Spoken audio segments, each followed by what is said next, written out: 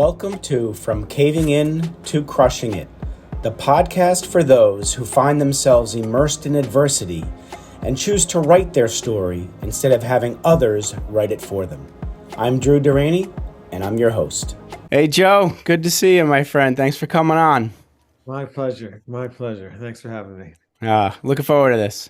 All right, so I usually get right into this because you have an absolutely amazing story from the last time we spoke. I learned a lot, and I wanted to dive more into this. So, I think we'll start where you want. I just want to get people to know the essence of Joe Rude. Sure. I'm recently retired police officer we're from Wayne, New Jersey. Retired from the Wayne Police Department in 2020. I served 25 years in the Wayne Police Department. I'm a father of 4 children, 1 girl, Kira, and 3 boys, Garrett, Jake, and Braden. Garrett happens to have Down syndrome and autism, and everyone else is fine, no special needs. But Garrett was born in 2003, and we were kind of given a curveball with him, and we had no idea that he was going to have special needs. Now, Garrett is in what order of the children?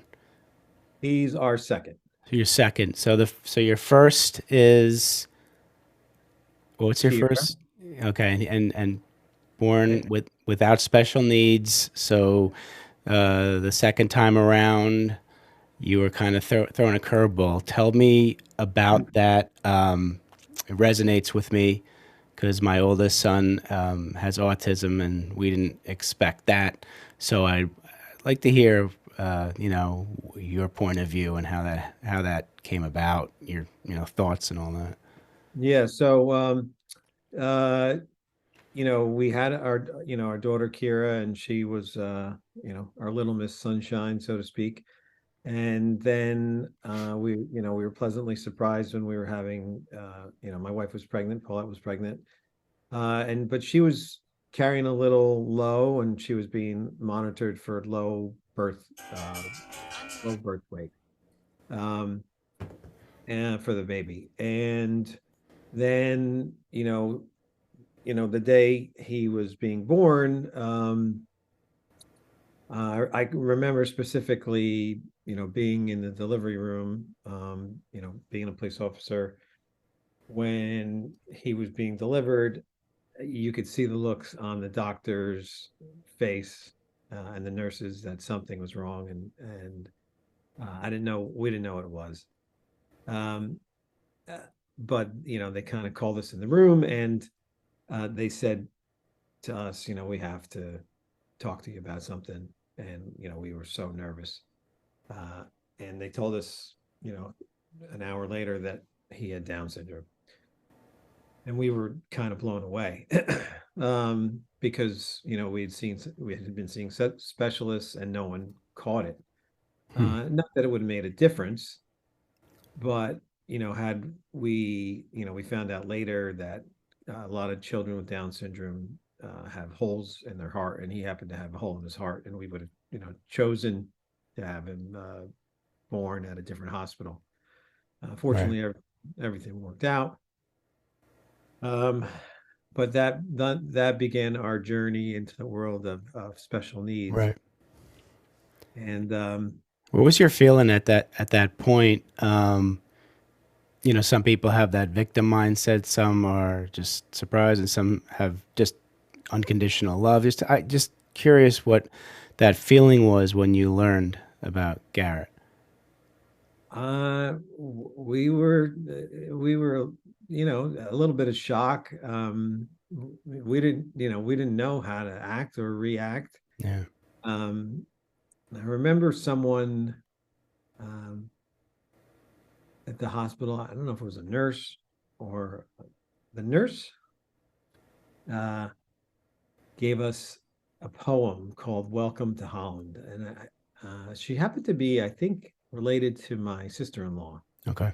it was just a blessing in disguise that she was working there. And the poem basically says something about, you're planning a this amazing trip with your family to go to Italy, um, to go see the Vatican and Venice and all these beautiful sites in Italy. And as you're about to land, the pilot gets on board on the speaker and says, there's been a detour. Um, we're landing in Holland, and you freak out because you're like, oh, I had this trip planned for years, and you know, I want to go see Michelangelo and everything in Italy. And you step off on the plane, and you start walking through Holland, and you realize, Holland's got windmills and these beautiful flowers, and it's a beautiful country. And it was just a beautiful analogy. Hmm. And it took us, you know, years Right. to appreciate that poem. But Yeah, yeah, I can um, understand. special needs, the special needs world, uh, is not something you choose, but you come to really appreciate what a gift these children are to. Absolutely. Um, so it was tons of therapy and people coming to our house, day after day, and my rotating schedule, and my wife was working part time, and we had two children at the time. It was a whirlwind of activities. Right. um, I was working around the clock, and it became stressful uh, for me and for him. And Garrett started having seizures. Um, they were called infantile spasms. Right. Um, so it was not a simple time in our life. So, how's Garrett doing now? He's amazing. Ah. Yeah, yeah. He's 20 years old. Wow. He's got another year of school. Uh huh. Um, and he's very musically oriented. There's not a beat he doesn't drum to. And a couple days ago was World Down Syndrome Day, and I posted something on Facebook, just about that. I said, 20 years ago, I knew very few people in the world with Down syndrome, Right. but I would never, change that, go back to not Absolutely. know people. It was just been an amazing journey, and uh, we we love it. Tell me about his musical expertise. What is he like? What does he do? He he loves the drums. Right. Well, but has a strong. He has this one stool that my one son used for an art project. Okay. So he brings that everywhere we go. That's wonderful. He brings it on the football field. He'll bring it to family events, and um, he brings it to like we have music teacher that comes over Right. that plays piano with him, and but I mean, he knows every beat, rhythm. My father-in-law used to be in a band. Right. He'll play with him, and Oh, that's great. yeah, yeah, he's just a true rock star. That's awesome. And music is beautiful therapy for everybody. And his artistic ability, it's got to be thrilling to see, especially to see you play, see him playing with your father-in-law in the band. That must have been great. Yeah, yeah, it's really cool. Good for you. Good for you. So tell me a little about the police force. What were some wonderful things you got out of it? And then leaving, how it was transitioning out from the police force. Because I have spoken to quite a few former police officers and former military service men and women, and the transition out is different, interesting, because both you're trained to compartmentalize Mhm. life, separate the two, and then you get into back into the real life and assimilating is a challenge. So if you could tell me a little bit about that. Um, yeah, so I did most of my career on the road until the end. Mhm. And what I really liked the most was the ability to help people, Right, um, you know, whether it was, helping to save a life or help with somebody broken down on the side of the road, right, or just console a family who's going through some kind of struggle, right, whether it's kind of domestic violence or um, you know helping was what I liked. I didn't like just the the the barking dog complaints, or yeah, the BS right, parking complaints, or yeah, um, you know loud neighbors. Um, Obviously, some of the exciting stuff. It was always fun to be a part of. right, And um, you know, the um the amazing thing was the ability for people to uh rally around and see that spirit of helping in times of crisis. Was a part of many different floods that we had here right, throughout town. um, and just being part of those different groups um, was kind of neat to be able to help with rescues, and unfortunately see that disaster firsthand, be in the water or in the boats. right, um, you know and thankfully it hasn't been happening too much, but there's always that potential. um, and then you see some of the worst part of society too. right, And that kind of gets to you, and um and you try to forget it. And I had the tendency to uh, journal about it, and or I was keeping audio of it. oh, you were, okay, Yeah, but then that unfortunately we lost all that. okay, Uh, and you mentioned, how did I transition, from law enforcement to where I am now? I became an entrepreneur. So 2008, we had a house fire. And every year for 10 years, we had a mahogany porch right, that I stained. Um, and that year I happened to stain it later in the year. Didn't dispose of the rags uh, in the manner that they were supposed to. Um, I would usually put them in a empty container, the stain container. But that year I didn't have, get rid of enough stain. So I just threw them in the garbage can.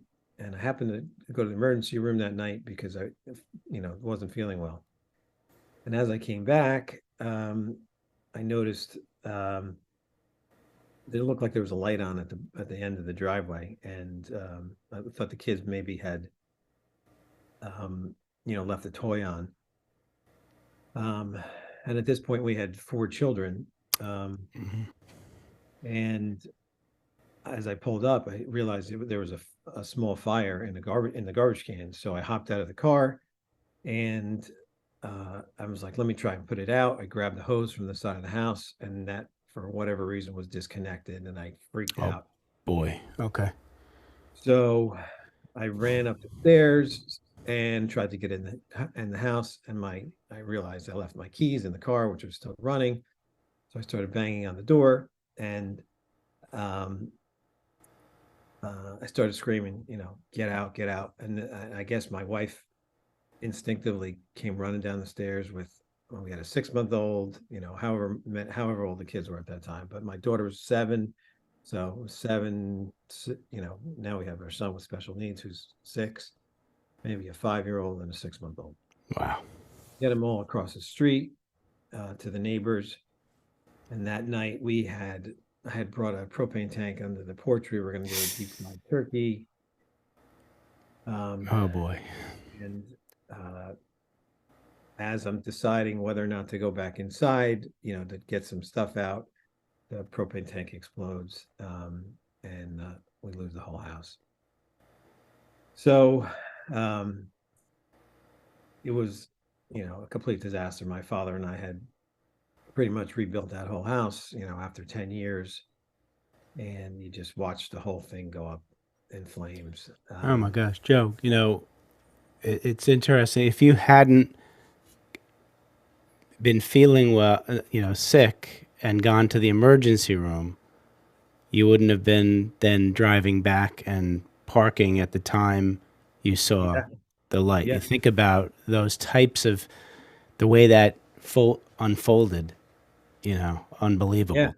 yeah. And I'm getting the chills just even thinking about it. Like there was a girl I knew from the first aid squad who was a nurse at the hospital. Right. The hospital was mobbed that night, and she's like, "Oh, let me get you out of here." Another 5 minutes waiting. Absolutely. We're not having this conversation today. Oh my gosh. And you think about that too. If she wasn't working Yeah, that shift, no one else would have probably come up and said, "Let's get you out of here." yeah, crazy, Yeah, crazy. unbelievable. Well, there are silver linings in challenging situations, and thank God for those silver linings because those are the miracles we talk about. Yeah, and my wife, handled it so much better than I did. She's always said, none of us got hurt, none of us breathed in any smoke, no Right. firefighters got injured. Right. Um, and eventually, after some um, therapy and speaking to someone, I was able to begin helping other Hmm. fire victims, you know, throughout my career. Um, You were blaming yourself, weren't you? uh, yeah, to somewhat, yeah, somewhat. It was a um, uh, mistake, Yeah.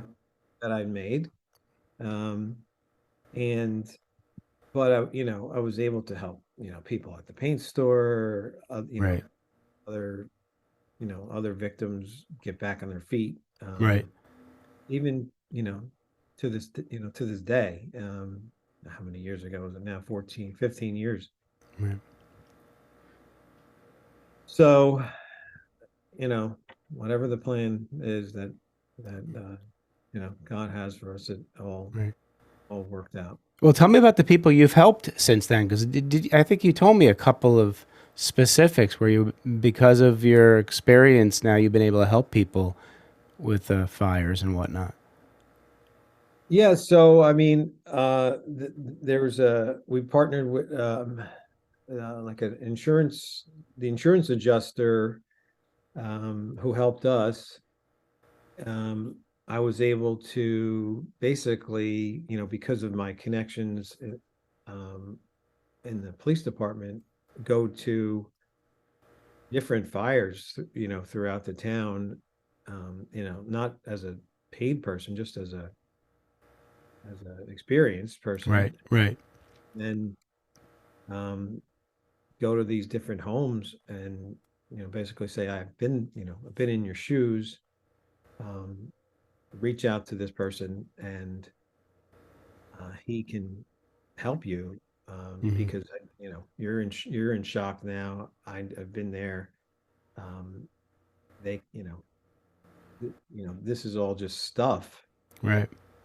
Some of it may mean, may want to look at it down the road, but um, reach out to them, and numerous people have sent me messages or Wow. notes, cards. cards. And um, just recently saw somebody at church.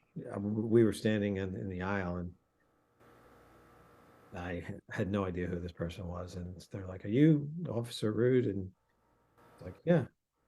And she's like, "I'm so and so, and you helped us with a fire." I was like, "Oh, Wow. That's got to feel good. I give you a lot of credit, man. Thank you for your service as a police officer and for the stuff you're doing now. Um, it's heartwarming to hear people like you be able to give after going through some stuff. I'd like to learn about after you left the police force. How did you get into solar?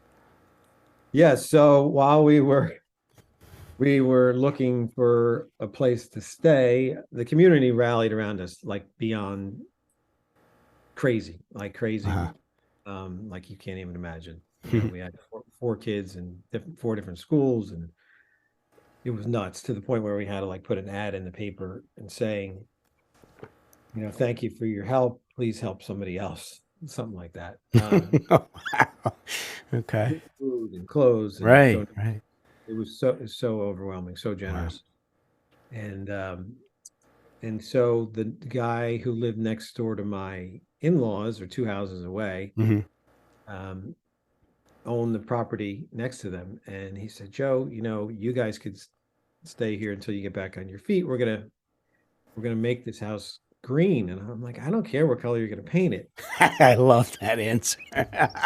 And I'm some dumb cop, doesn't know I anything about love green energy. And it. he's like, "No, we're gonna put solar on this house and do geothermal heat." Um, but the issue was there was like too many stairs Hmm. for Garrett. Right. And we just couldn't do it. So we moved into the house where we are now, and I started looking into the solar thing a little bit, and we became a solar customer Okay. 2010. Okay. Um, so then 2016, I started thinking about, what's going to be my exit from the police department. Right.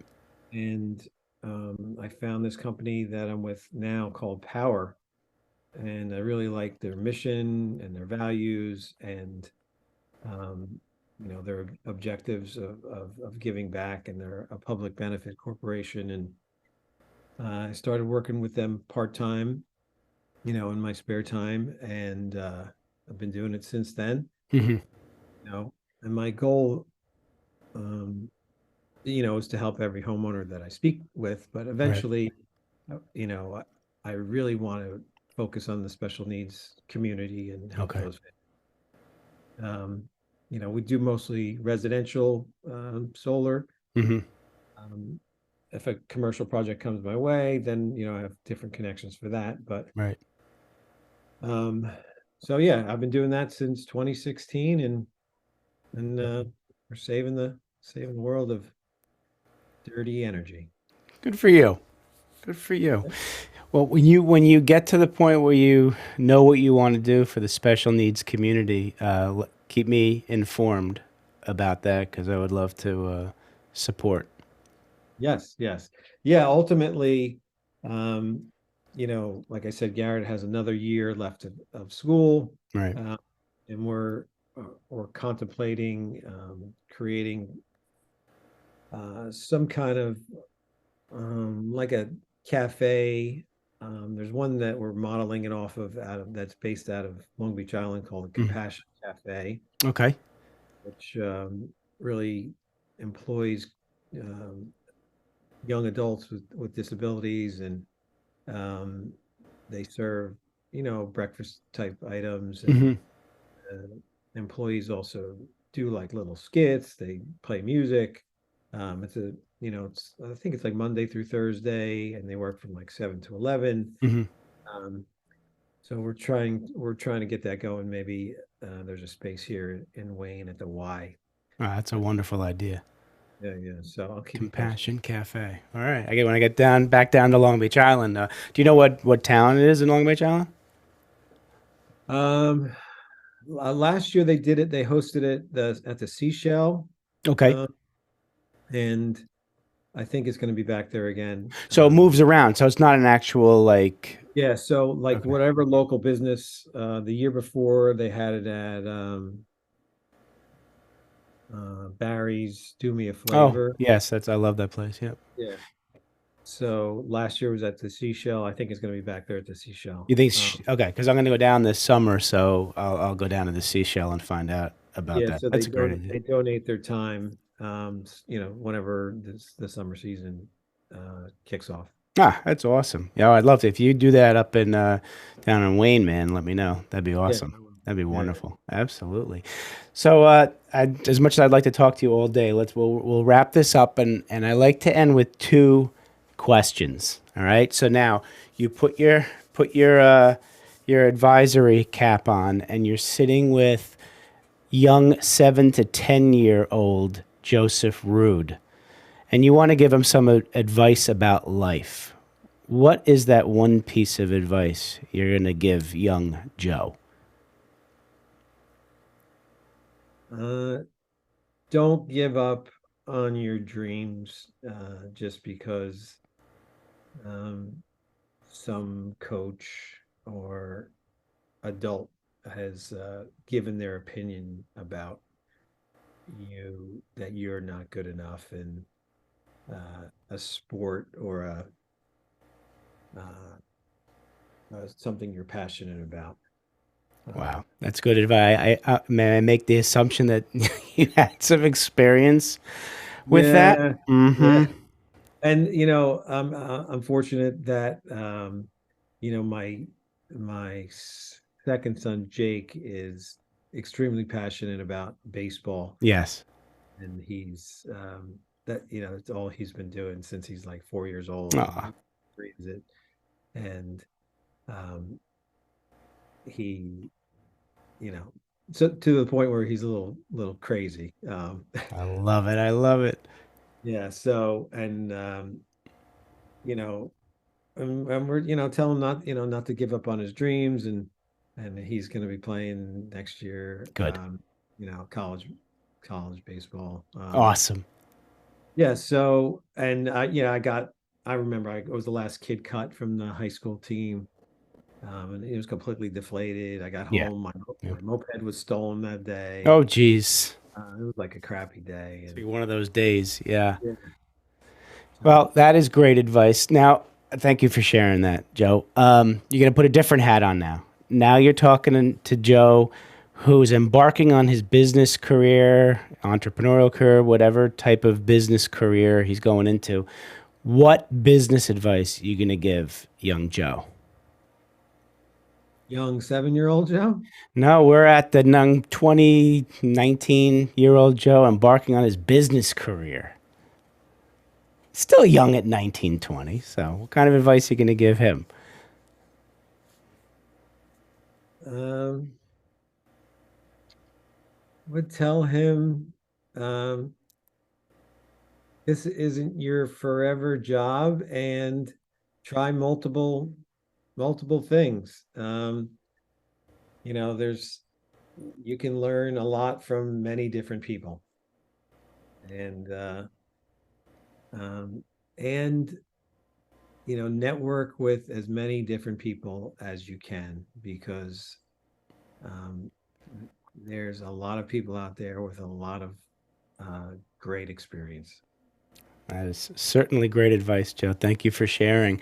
Well, I know that the audience, I'm sure you resonated with many, many different types of people, and they're going to want to know how to reach out to you, how to find you. Tell me what the best way it is for all of us to reach out to you. Sure. My website is paneltheearth.com, and you can find me on LinkedIn at um, Joe Rude at LinkedIn.com, I guess. I don't even know how to, That's all I right. guess. I'll find the right one. I'll put it in the show notes. That's okay. Yeah. And then on Facebook is um, Panel the Earth also. Okay, so Panel of the Earth is in Facebook. Okay, absolutely. All right. And you want to share? Are you okay sharing email, or you want to keep that? Oh, yeah. Why don't we do My that? email is joe@paneloftheearth.com. All right, sounds good. And I'll have that in the show notes as well. Hey, Joe, thank you so much for coming on. You have an amazing story, and all your challenges, you're turning them into opportunities for other people. And I totally respect you and appreciate you. And thanks for coming on. I really appreciate it. My pleasure. Thanks for having me. You're welcome. Take care. Goodbye, everybody. Thanks so much for listening.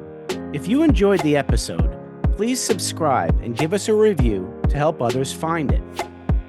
I'd like you to answer this question. Are you living the life you want to live, or are you living the life others want you to live? I'd like you to think about that for a second, because I strongly suggest you live the life you want to live. If you want to learn more about what I stand for and my services and how I'm able to help many men get out of their own way, please go to my website at www.profitcompassion.com. Feel free to also email me at drew@profitcompassion.com. I'd love to have a conversation with you. Take care of yourself and choose to write your own story instead of letting others write it for you.